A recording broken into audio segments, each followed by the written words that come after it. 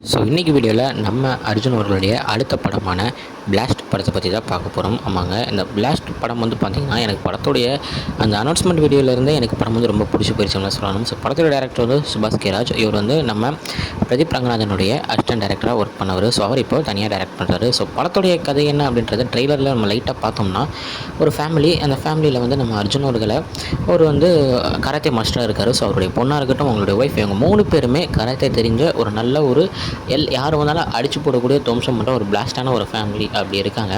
அதே நேரத்தில் வில்லன் சைடில் ஒரு மிகப்பெரிய ஒரு பணத்தை வந்து கைமாற்றுறதுக்காக ஒருத்தரை பிடிச்சிருக்காங்க. ஸோ அதுதான் நம்ம வில்லனாக வராரு. ஸோ அப்படி அந்த பணத்தை வந்து கைமாற்றுறதுக்கு சென்னையை விட்டு வெளியே போகாமல் போலீஸ் தடுக்கும்போது அவங்க ஏதோ ஒரு விஷயம் பண்ணி இந்த ஃபேமிலி வந்து அந்த இன்சிடெண்ட்குள்ளே நுழையிற மாதிரி காமிச்சிருக்காங்க ட்ரெய்லரில்.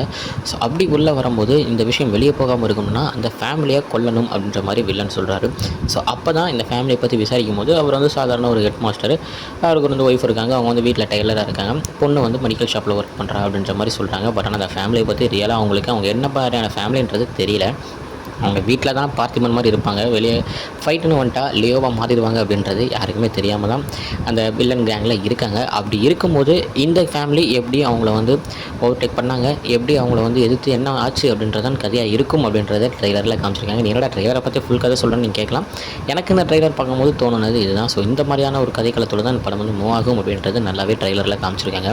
எனக்கு ரொம்பவே பிடிச்சது என்னென்னா, யூஸ்வலாக நம்ம வந்து ஒரு ஃபேமிலி ஃபிலிம்ஸ் எடுத்துக்கிட்டோம்னாலே அதில் வந்து எப்படியும் ஹீரோ வந்து சண்டை போடுவார். பட் ஆனால் ஹீரோயினோ இல்லை அவங்க பொண்ணாக இருக்கிறவங்களோ சண்டை போட மாட்டாங்க. அப்போது ஃபேமிலியை காப்பாற்றுறதுக்காக ஹீரோ ஓடுவார், இப்படின்ற மாதிரி தான் பார்த்துருப்பான். ஆனால் இதில் 3 பேருமே ஃபைட் பண்ணால் 3 பேருமே எதிர்த்து சண்டை போட்டால் எப்படி இருக்கும் அப்படின்ற மாதிரி எடுத்துருக்காரு நம்ம டேரக்டர். ஸோ அதுவே புதுசாகவும் செமையாகவும் இருக்கும் அப்படின்ற மாதிரி தான் எனக்கு வந்து தோணுச்சு. ஸோ படத்துடைய மியூசிக் டைரக்டராக ரவி பஷோர் வந்து பண்ணியிருக்காரு. இவர் வந்து பார்த்திங்கன்னா கேஜிஎஃப் பண்ணியிருப்பார். அந்த படத்தில் மியூசிக் டைரக்டராக ஒர்க் பண்ணவர் தான் இதில் மியூசிக் பண்ணுறாரு. ஸோ அவருடைய ஃபஸ்ட்டு தமிழ் ஃபிலிமாக இந்த படம் வந்து இருக்கும். ஸோ படத்துடைய ரிலீஸ் டேட் வந்து பார்த்திங்கன்னா 28ஆம் தேதி மே மாதம் ரிலீஸ் ஆகுது. அதாவது இந்த மாதம் தாங்க. இப்போ நம்ம எல்லாருமே எப்படி கருப்பு படத்தை தேட்டரில் போய் கொண்டாடுறோமோ அதே மாதிரி இந்த படத்தையும் தேட்டரில் போய்ட்டு எல்லோரும் பார்த்து படத்தை ஒரு மாபெரும் ஹிட்டாக ஆக்கணுன்றது தான் என்னுடைய அசையான படத்துடைய கதைக்களம். அவ்வளோ சூப்பராக இருக்குன்றது எனக்கு தெரிஞ்ச நான் இந்த ட்ரெய்லரை பார்த்து சொல்கிறேன். ஸோ ட்ரெய்லர் பார்க்காதவங்க பாருங்கள், உங்களுக்கும் படத்துடைய ட்ரெய்லர் பிடிக்கும். ஸோ எல்லோரும் படத்தை தேட்டரில் போய் பார்ப்போம். ஸோ அது வரைக்கும் உங்களை தெரிவிப்பது உங்கள் Jaswin. Bye friends. Next video மறக்காமல் நம்ம சேனலை சப்ஸ்கிரைப் பண்ணிக்கோங்க. பாய் பாய்.